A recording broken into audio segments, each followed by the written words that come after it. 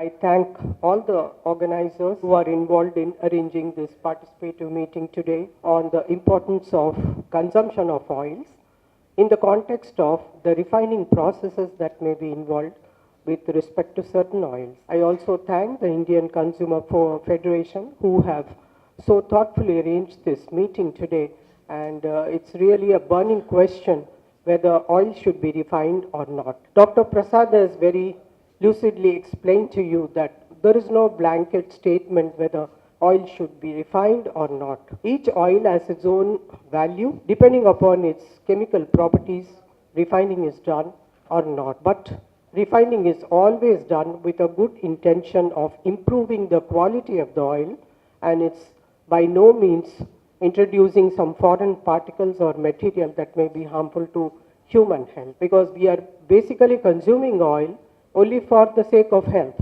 Oil is a source of energy.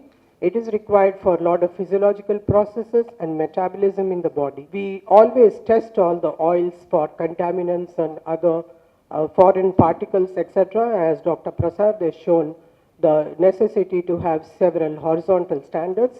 Besides that, we also have several vertical standards, and these standards are under regulation by the Food Safety and Standard Authority of India under the FSSAI Act of 2006. The question that most of you may have in mind, so each oil has some property, what is the best oil to take every day at our home? There is nothing like a good oil or a bad oil, as I already emphasized. It depends on the availability of the oil and also your own cultural specifications. Like in Kerala, coconut is available and coconut oil is easily available and liked by the population. And by no means the cultural changes should be introduced without understanding the basis as to why we are following it over centuries. So coconut oil is eaten by Keralites along with fish, which is a rich source of omega-3 fatty acids, the 6 as well as the 3. So that compensates for their intake of polyunsaturated fatty acids. So here I think mostly the sunflower oil or groundnut oil, in the south the sesame oil, etc. are used. Each of it has its own nutrition importance, and at NIN and ICMR we always recommend that in order to get a balanced intake of different type of fatty acids like the monounsaturated fats, the polyunsaturated fats, the saturated fats, it's good that we ingest 3 different type of oil. They have prescribed even some combinations. It doesn't mean you mix all the oils, but you use sometimes rice bran oil, sometimes you use a groundnut oil, sometimes you use a sunflower oil, sometimes even you can use ghee or butter with limited quantities, because there's a prescription that you should restrict the consumption of ghee or butter to less than 10%, and those who have a history of cardiac problems, they should restrict to less than 7%. But even that should be consumed. It's not that you should never consume a ghee or a butter. So these are the few things that I would like to mention. Besides, many people think the vegetarian diet lacks the omega-3 fatty acid. It is not so.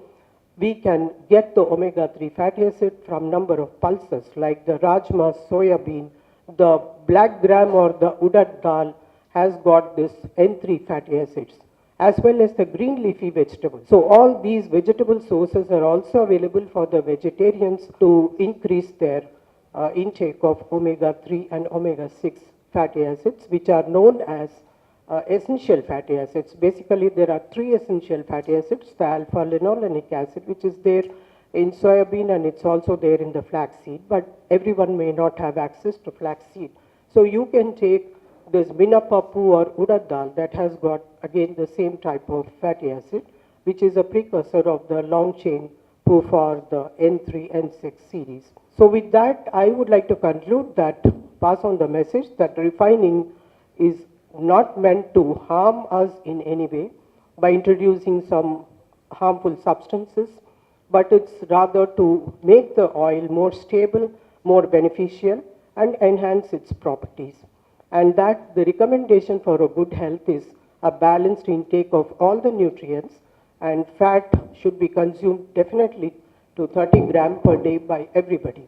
In India, the fat consumption has been very low, but now there is some improvement, but nevertheless it's not as high as in Western or developed nations. So we must consume at least 30 grams of fat. Now, there is also a belief that if you consume too much of carbohydrates and reduce your fat intake, you are not going to lose your weight. In fact, you are going to put on more weight because carbohydrate is going to be converted to fat in the body. It's not going to help. So it's good that we have a balanced diet of appropriate amount of proteins, carbohydrates, fats, along with minerals and other antioxidant substances and phytochemicals that are naturally available to us through fruits and vegetables.